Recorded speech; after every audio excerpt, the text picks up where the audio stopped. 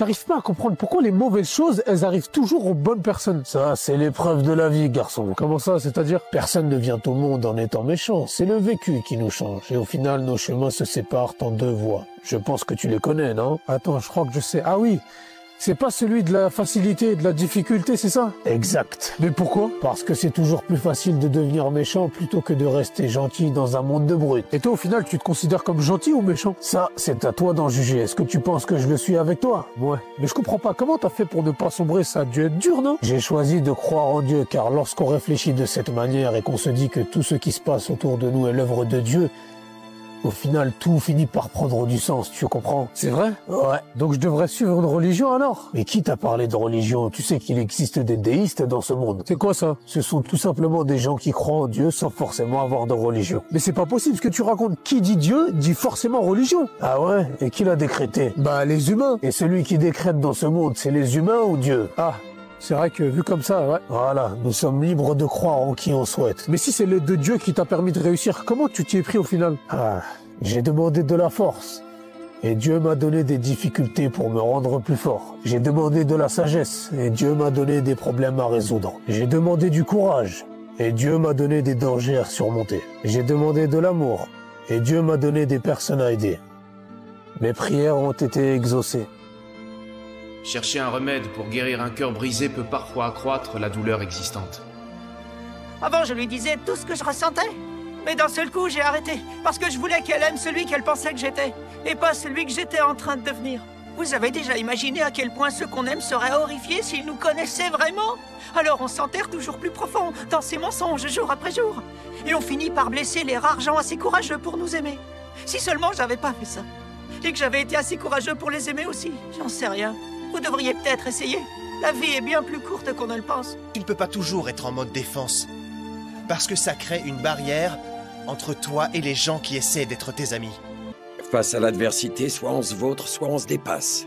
Il faut que tu tournes la situation à ton avantage. Tes parents font comme bon leur semble, alors toi aussi. Et surtout, trouve quelqu'un à qui faire confiance. Une personne qui sera toujours là pour toi et qui compte vraiment. Eh oui, certaines personnes ont du goût, d'autres pas. Voir, ce n'est pas la même chose que toucher, enlacer, exister. Cecilia? Évidemment. On peut bien penser ce qu'on veut de moi. Me traiter de gamin ou autre, j'en ai rien à foutre. Y a pas de raison d'avoir honte de ses rêves. Je veux juste réaliser le mien, c'est tout. Et je suis prêt à me battre contre le monde entier s'il le faut. À quoi bon continuer? Tout est perdu! Ne dis pas ça! Quels que soient les obstacles, il ne faut jamais renoncer! Tu as raison, Théa. Tant qu'il y a de la vie, il y a de l'espoir. Nous devons nous forcer à croire que Yugi peut vaincre ce tricheur. Après tout, croire en soi-même, c'est quelque chose d'assez facile.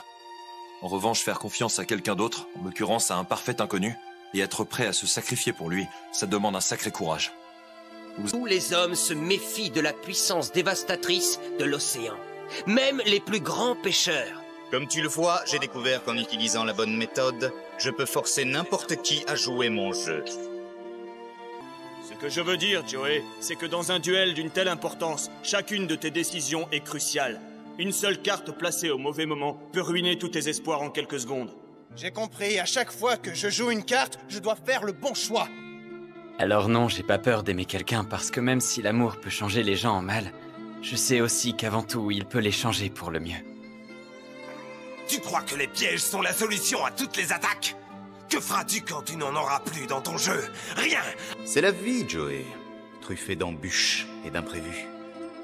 Et oui, c'est l'arbitraire qui règne sur notre terre. Ici-bas, le sort peut nous forcer à affronter notre meilleur ami dans un combat qu'aucun des deux ne doit perdre. Oh, je sais que tu aimerais croire que votre amitié suffit à vous mettre à l'abri de toutes mes aventures ou revers de fortune, mais ce n'est pas ainsi qu'il en va dans notre monde, non. Le monde est un endroit où le destin se rappelle à nous lorsqu'on s'y attend le moins. Et c'est notre tout petit monde à nous qui en subit les conséquences. C'est au moment même où l'on croit avoir esquissé le portrait de son avenir, que la vie n'a jamais été aussi belle.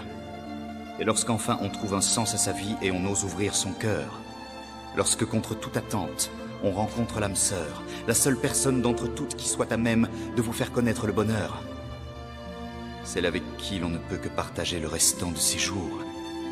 C'est à ce moment-là que le destin frappe un grand coup. Une gifle cinglante, il impose sa vision des choses et nous rappelle que seul lui décide.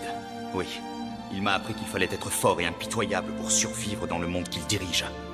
En mémoire de tout ce que j'ai perdu, Je me bats avec tout ce qui me reste. Et je ferai tout pour vaincre.